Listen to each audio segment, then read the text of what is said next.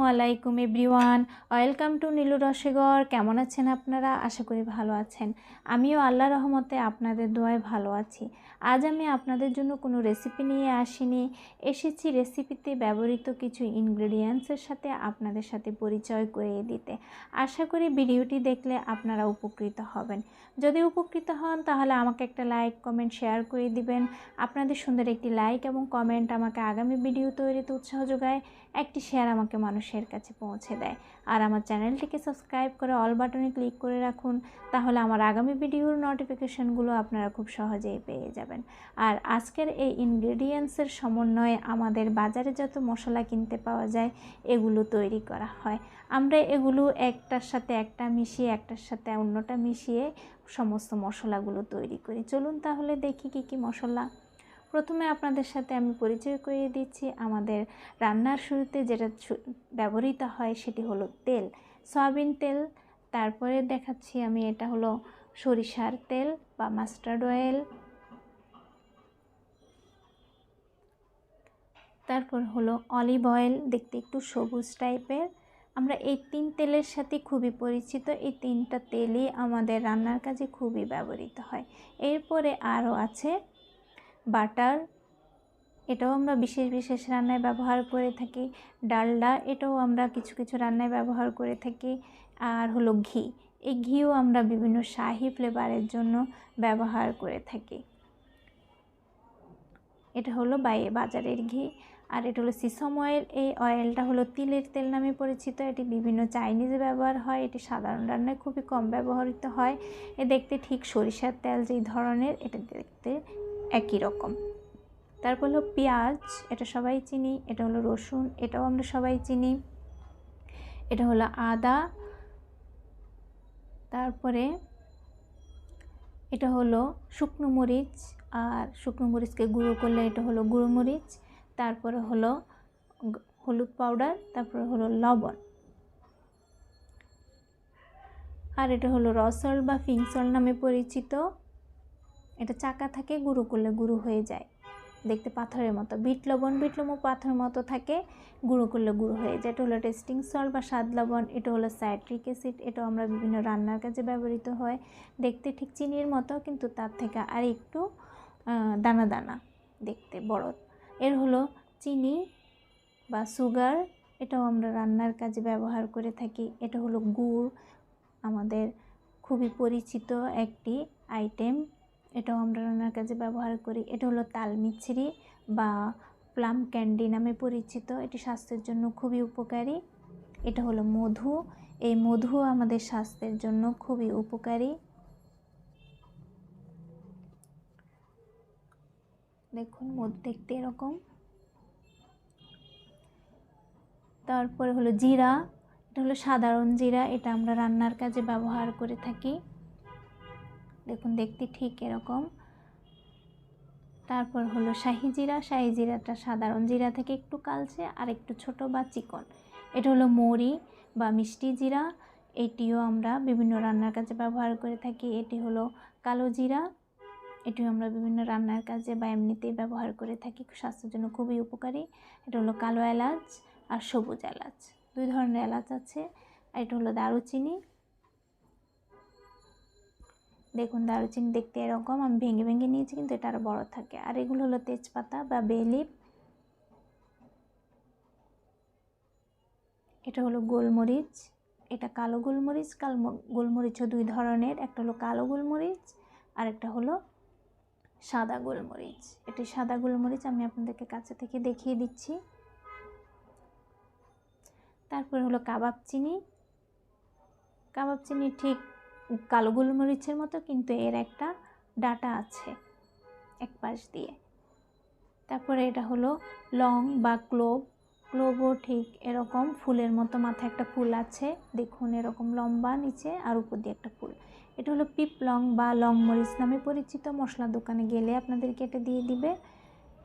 তারপরে এটা হলো জয়ফল, এরকম আটিসহ থাকে, আটি খুলে এরকম সুপারির মতো, দেখুন ভাঙলে এরকম।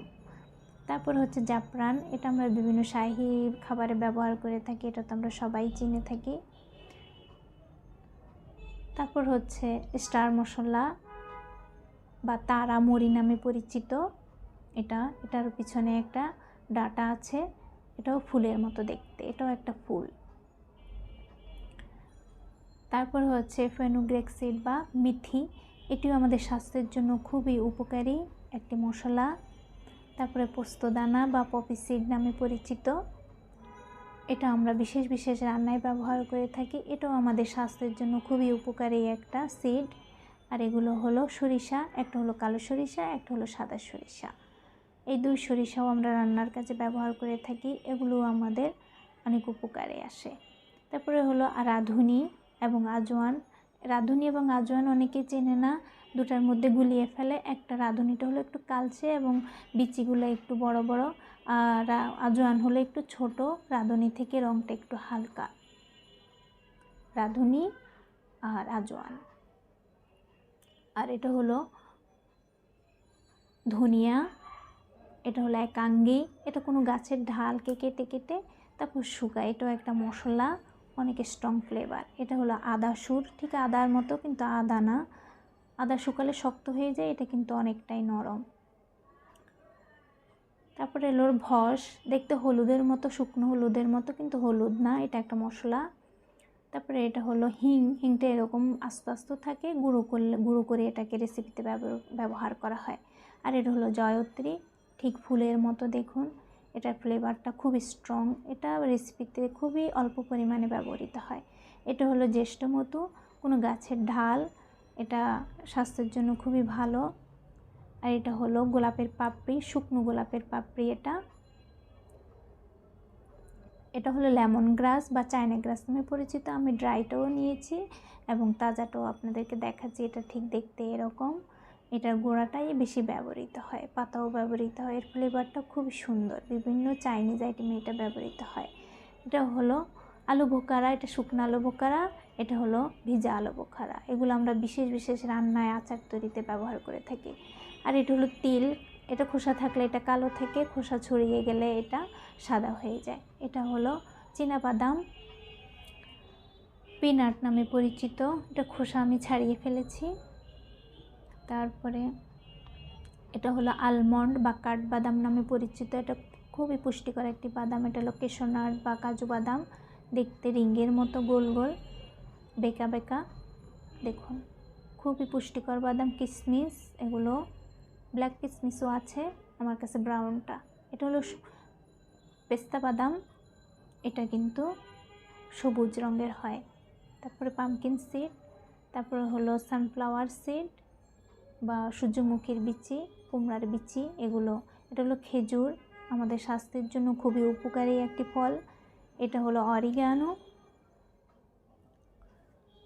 অরিগানো বিশেষ রান্নার কাজে ব্যবহৃত হয়। তারপরে এটা হলো ড্রাই কোকোনাট, ড্রাই কোকোনাটও আমরা রান্নার কাজে ব্যবহৃত করে থাকি। এটা হলো আগার আগার পাউডার, এটাও আমরা রান্নার কাজে ব্যবহার করে থাকি। এটা হলো খসখস, এই খসখসও একটা মশলার নাম, দেখতে খড়ের মতো।